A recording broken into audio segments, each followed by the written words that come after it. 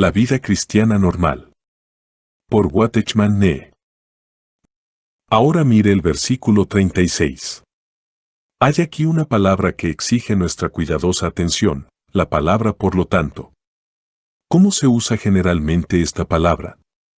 No para introducir una declaración, sino para seguir una declaración que ya se ha hecho. Su uso siempre implica que se ha mencionado algo antes. Ahora bien, ¿qué ha precedido a este por tanto en particular? ¿Con qué está conectado? No se puede conectar razonablemente. Ni con el versículo 34 ni con el 35, pero obviamente se relaciona con el versículo 33. Pedro acaba de referirse al derramamiento del Espíritu sobre los discípulos que veis y oís, y dice, sepa, pues, ciertísimamente toda la casa de Israel, que Dios ha hecho Señor y Cristo a este Jesús a quien vosotros crucificado. Pedro dice, en efecto, a su audiencia, este derramamiento del Espíritu, del que habéis sido testigos con vuestros propios ojos y oídos, prueba que Jesús de Nazaret, a quien vosotros crucificasteis, es ahora Señor y Cristo. El Espíritu Santo fue derramado sobre la tierra para probar lo que había sucedido en el cielo, la exaltación de Jesús de Nazaret a la diestra de Dios. El propósito de Pentecostés es probar el señorío de Jesucristo. Había un joven llamado José, a quien su padre amaba mucho. Un día llegó al padre la noticia de la muerte de su hijo, y durante años Jacob lamentó la pérdida de José. Pero José no estaba en la tumba, estaba en un lugar de gloria y poder. Después de que Jacob había estado de luto por la muerte de su hijo durante años, de repente se le informó que José estaba vivo y ocupaba una alta posición en Egipto. Al principio Jacob no pudo asimilarlo. Era demasiado bueno para ser verdad.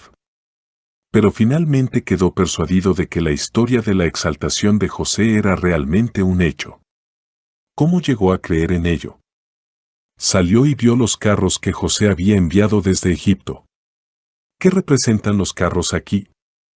Seguramente aquí tipifican al Espíritu Santo, enviado para hacer evidencia de que el Hijo de Dios está en gloria y para llevarnos allí. ¿Cómo sabemos que Jesús de Nazaret, quien fue crucificado por hombres malvados hace casi 2000 años, no solo murió como mártir sino que está a la diestra del Padre en gloria? ¿Cómo podemos saber con seguridad que Él es Señor de señores y Rey de reyes? Podemos saberlo sin lugar a dudas porque Él ha derramado su Espíritu sobre nosotros. Aleluya. Jesús es el Señor. Jesús es Cristo. Jesús de Nazaret es Señor y Cristo. La exaltación del Señor Jesús es la base sobre la cual se ha dado el Espíritu. ¿Es posible entonces que el Señor haya sido glorificado y vosotros no habéis recibido el Espíritu? ¿Sobre qué base recibiste el perdón de los pecados? ¿Fue porque oró con tanto fervor, o porque leyó la Biblia de principio a fin, o por su asistencia regular a la iglesia? ¿Fue por tus méritos? No. 1000 veces no. ¿Sobre qué base entonces fueron perdonados tus pecados? Sin derramamiento de sangre no hay remisión, Hebreos 9:22. El único motivo del perdón es el derramamiento de sangre, y desde que la preciosa sangre ha sido derramada, vuestros pecados han sido perdonados. Ahora bien, el principio según el cual recibimos la investidura del Espíritu Santo es el mismo según el cual recibimos el perdón de los pecados. El Señor ha sido crucificado, por tanto nuestros pecados han sido perdonados. El Señor ha sido glorificado, por eso el Espíritu ha sido derramado sobre nosotros. ¿Será posible que el Hijo de Dios derramó su sangre y que tus pecados, querido Hijo de Dios, no hayan sido perdonados? Nunca. ¿Será entonces posible que el Hijo de Dios haya sido glorificado y vosotros no habéis recibido el Espíritu? Nunca. Algunos de vosotros podréis decir, estoy de acuerdo con todo esto, pero no tengo experiencia en ello. ¿Debo sentarme con aire de suficiencia y decir que lo tengo todo, cuando sé perfectamente que no tengo nada? No, nunca debemos contentarnos únicamente con hechos objetivos. También necesitamos experiencia subjetiva, pero esa experiencia solo vendrá cuando descansemos en los hechos divinos. Los hechos de Dios son la base de nuestra experiencia. Volvamos de nuevo a la cuestión de la justificación. ¿Cómo fuiste justificado? No haciendo nada en absoluto, sino aceptando el hecho de que el Señor lo había hecho todo. La dotación del Espíritu Santo llega a ser tuya exactamente de la misma manera que la justificación, no al hacer algo tú mismo, sino al poner tu fe en lo que el Señor ya ha hecho. Si nos falta la experiencia, debemos pedirle a Dios una revelación del hecho eterno del bautismo del Espíritu Santo como don del exaltado Señor a su iglesia. Una vez que veamos eso, el esfuerzo cesará y la oración dará paso a la alabanza. Fue una revelación de lo que el Señor había hecho por el mundo lo que puso fin a nuestros esfuerzos por conseguir el perdón de los pecados. Y es una revelación de lo que el Señor ha hecho por su iglesia que pondrá fin a nuestros esfuerzos por conseguir el perdón de los pecados. El bautismo del Espíritu Santo. Trabajamos porque no hemos visto la obra de Cristo. Pero una vez que hayamos visto eso, la fe brotará en nuestros corazones y, a medida que creamos, la experiencia seguirá. Hace algún tiempo, un joven que solo había sido cristiano durante 5 semanas y que anteriormente se había opuesto violentamente al Evangelio, asistió a una serie de reuniones en las que yo estaba hablando en Shanghái. Al final de uno en el que estaba hablando sobre las líneas anteriores, él fue a casa y comenzó a orar fervientemente: Señor, quiero el poder del Espíritu Santo. Puesto que ahora has sido glorificado, ¿no derramarás ahora tu Espíritu sobre mí? Luego se corrigió: oh no, Señor, todo eso está mal, y comenzó a orar de nuevo: Señor Jesús, somos compañeros de vida, tú y yo, y el Padre nos ha prometido 2 cosas, gloria para ti, y el Espíritu para mí. Tú, Señor, has recibido la gloria, por lo tanto es impensable que no haya recibido el Espíritu. Señor, te alabo.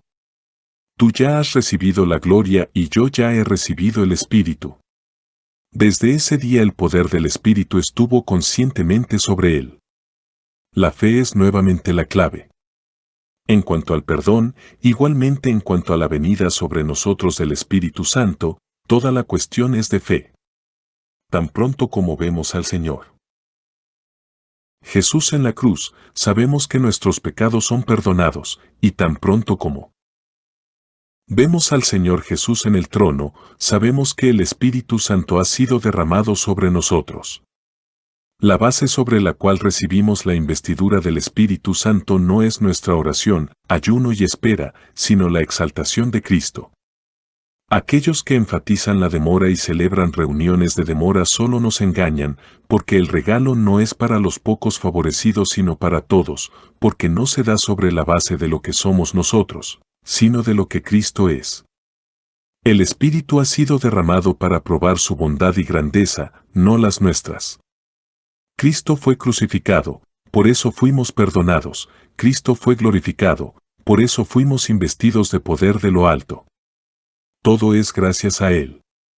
Supongamos que un incrédulo expresa el deseo de ser salvo y usted le explica el camino de la salvación y ora con él. Supongamos entonces que ora de esta manera: Señor Jesús, creo que has muerto por mí y que puedes borrar todos mis pecados.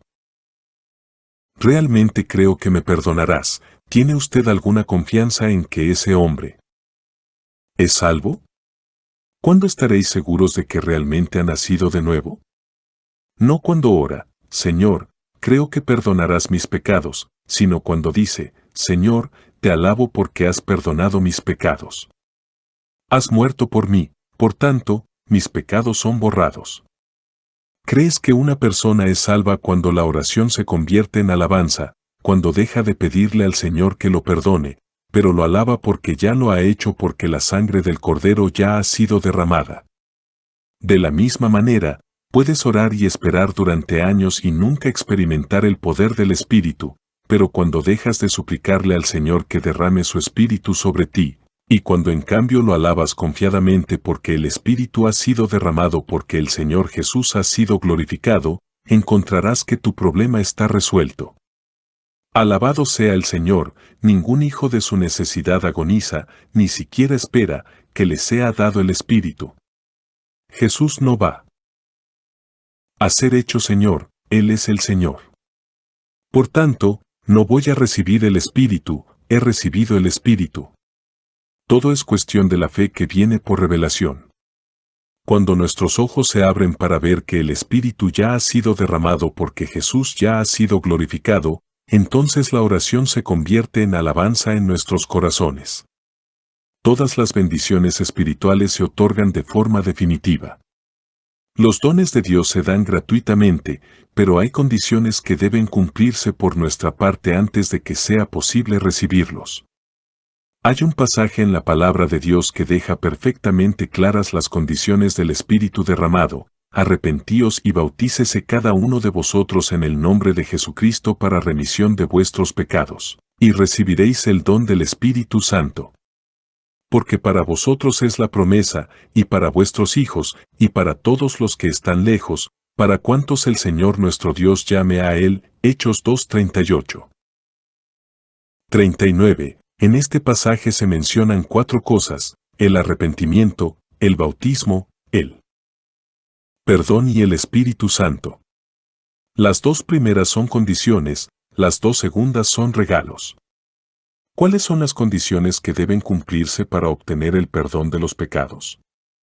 Según la palabra son 2, el arrepentimiento y el bautismo. La primera condición es el arrepentimiento, lo que significa un cambio de opinión. Antes pensaba que el pecado era algo agradable, pero ahora he cambiado de opinión acerca de él. Antes pensaba que el mundo era un lugar atractivo, pero ahora lo sé mejor. Antes consideraba que ser cristiano era una tarea miserable, pero ahora pienso de manera diferente. Antes pensaba que ciertas cosas eran deliciosas, ahora las encuentro viles. Una vez pensé que otras cosas eran completamente inútiles, ahora las considero más preciosas. Eso es un cambio de mentalidad y eso es arrepentimiento. Ninguna vida puede cambiar verdaderamente sin ese cambio de mentalidad. La segunda condición es el bautismo. El bautismo es una expresión exterior de una fe interior. Cuando en mi corazón creo verdaderamente que he muerto con Cristo, que he sido sepultado y que he resucitado con Él, entonces pido el bautismo. Declaro así públicamente lo que creo en privado. El bautismo es fe en acción. Aquí, entonces, hay 2 condiciones divinamente designadas para el perdón: el arrepentimiento y la fe expresada públicamente. ¿Te has arrepentido? ¿Has testificado públicamente de tu unión con tu Señor? ¿Entonces has recibido la remisión de los pecados y el don del Espíritu Santo? Dices que solo has recibido el primer regalo, no el segundo. Pero, amigo mío, Dios te ofreció 2 cosas y cumplías 2 condiciones. ¿Por qué solo has tomado uno? ¿Qué estás haciendo con el segundo? Supongamos que entro en una librería, selecciono un libro de 2 volúmenes, valorado en 10 chelines, y, después de dejar un billete de 10 chelines, salgo de la tienda, dejando descuidadamente un volumen en el mostrador. Cuando llegué a casa y descubrí el descuido, ¿qué crees que debo hacer? Debería volver directamente a la tienda a buscar el libro olvidado, pero no se me ocurriría pagar nada por él. Simplemente debía explicarle al tendero que ambos volúmenes estaban debidamente pagados y pedirle que tuviera la amabilidad de dejarme el segundo, y sin ningún pago adicional saldría feliz de la tienda con mi posesión bajo el brazo. ¿No harías lo mismo en las mismas circunstancias? Pero estás en las mismas circunstancias. Si has cumplido las condiciones, tienes derecho a 2 regalos, no solo a uno. Ya has tomado el indicado. ¿Por qué no vienes y te llevas el otro ahora? Di al Señor: Señor, he cumplido con las condiciones para recibir la remisión de los pecados y el don del Espíritu Santo, pero tontamente solo he aceptado lo primero. Ahora he regresado para recibir el don del Espíritu Santo y te alabo por ello. La diversidad de la experiencia. Pero preguntas.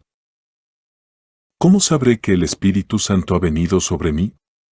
No puedo decir cómo lo sabrás. Pero lo sabrás. No se nos ha dado ninguna descripción de las sensaciones y emociones personales de los discípulos en Pentecostés. No sabemos exactamente cómo se sentían, pero sí sabemos que sus sentimientos y comportamiento eran algo anormales, porque las personas que los veían decían que estaban ebrios. Cuando el Espíritu Santo caiga sobre el pueblo de Dios, habrá algunas cosas que el mundo no podrá explicar. Habrá acompañamientos sobrenaturales de algún tipo, aunque no sea más que una sensación abrumadora de la presencia divina. No podemos ni debemos estipular qué forma particular tomarán tales expresiones externas en un caso dado, pero una cosa es segura, cada uno sobre quien caiga el Espíritu de Dios lo sabrá. Cuando el Espíritu Santo descendió sobre los discípulos en Pentecostés, hubo algo bastante extraordinario en su comportamiento, y Pedro ofreció una explicación de la palabra de Dios a todos los que lo presenciaron. Esto, en esencia, es lo que dijo, cuando el Espíritu Santo caiga sobre los creyentes, algunos profetizarán, algunos soñarán sueños y otros verán visiones. Esto es lo que Dios ha declarado por medio del profeta Joel, pero ¿profetizó Pedro? Bueno, no en el sentido en que Joel lo expresó. ¿Los 120 profetizaron o vieron visiones? No se nos dice que lo hicieron. ¿Soñaron sueños? ¿Cómo podrían hacerlo, pues no estaban todos completamente despiertos? Bueno, entonces, ¿qué quiso decir Pedro al utilizar una cita que apenas parece encajar en absoluto en el caso? En el pasaje citado, Joel 2:28-29, se dice que la profecía, los sueños y las visiones acompañan el derramamiento del Espíritu, pero aparentemente estas evidencias faltaban en Pentecostés. Por otro lado, la profecía de Joel no decía una palabra acerca de un sonido como de un viento impetuoso, ni acerca de lenguas que se partían como de fuego como acompañamiento del derramamiento del Espíritu. Sin embargo, estos se manifestaron en ese aposento alto. ¿Y en qué parte de Joel encontramos mención de hablar en otras lenguas? Y, sin embargo, los discípulos en Pentecostés así lo hicieron. ¿Qué quiso decir Pedro? Imagínelo citando la palabra de Dios para mostrar que la experiencia de Pentecostés fue el derramamiento del Espíritu del que habló Joel, sin que se encontrara ni una sola de las evidencias mencionadas por Joel en Pentecostés. Lo que el libro mencionaba les faltaba a los discípulos, y lo que los discípulos tenían, el libro no lo menciona. Parece como si la cita del libro que hace Pedro refuta su punto en lugar de probarlo. ¿Cuál es la explicación de este misterio? Recordemos que Pedro mismo estaba hablando bajo el control del Espíritu Santo. El libro de los Hechos fue escrito por inspiración del Espíritu y ni una sola palabra fue dicha al azar. No hay desajuste, sino una perfecta armonía. Nótese cuidadosamente que Pedro no dijo, lo que veis y oís se cumple lo dicho por el profeta Joel. Lo que dijo fue, esto es lo dicho por el profeta Joel, Hechos 2:16. No se trata de un caso de plenitud, sino de una experiencia del mismo orden. Esto es aquello significa que esto que ves y oyes es del mismo orden que lo predicho. Cuando se trata de cumplimiento, cada experiencia se reduplica y la profecía es profecía, los sueños son sueños y las visiones son visiones, pero cuando Pedro dice esto es aquello, no se trata de que uno sea réplica del otro, sino de que uno pertenezca a la misma categoría que el otro. Esto equivale a aquello, esto es el equivalente de aquello, esto es eso. Lo que el Espíritu Santo enfatiza a través de Pedro es la diversidad de la experiencia. Las evidencias externas pueden ser muchas y variadas, y tenemos que admitir que en ocasiones son extrañas, pero el Espíritu es uno, y Él es el Señor. Ahora bien, hay diversidad de dones, pero el Espíritu es el mismo. Y hay diversidad de ministerios, pero el Señor es el mismo.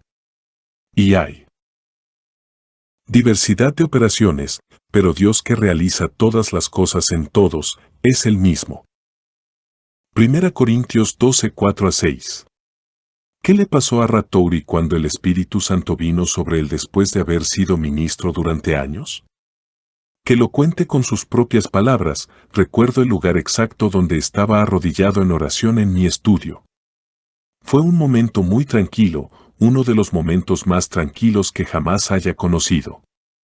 Entonces Dios simplemente le dijo no con ninguna voz audible, sino en mi corazón: es tuyo. Ahora ve y predica.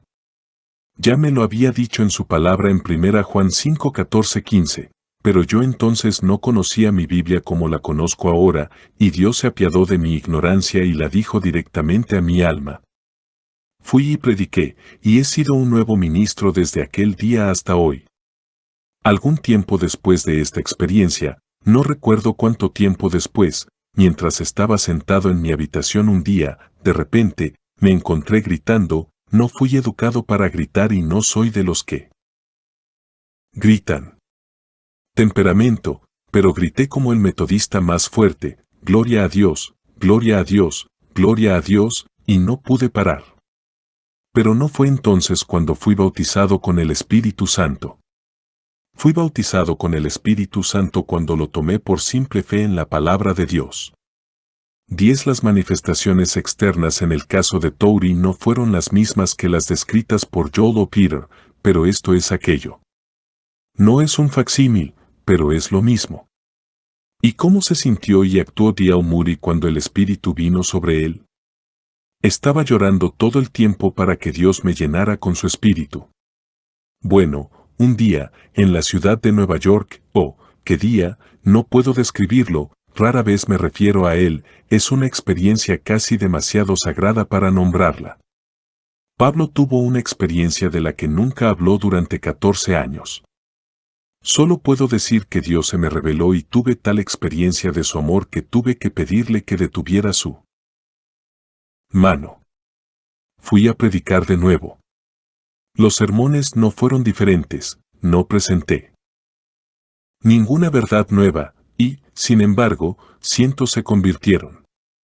Ahora no volvería a estar donde estaba antes de esa bendita experiencia. Si me dieras todo el mundo, sería como el pequeño polvo de la balanza.